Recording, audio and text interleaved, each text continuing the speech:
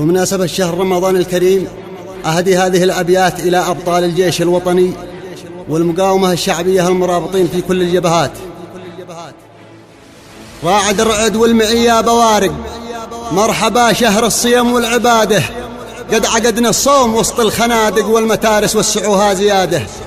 والفطر نفطر بصوت البنادق، والسحر راس العدو واصطياده،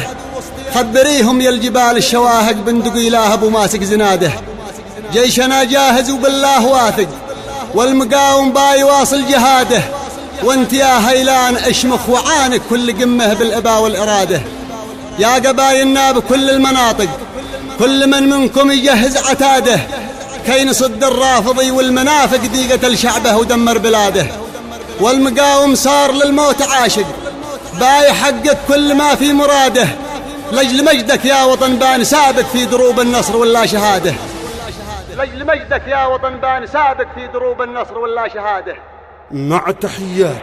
الإعلام الحربي للواء 310.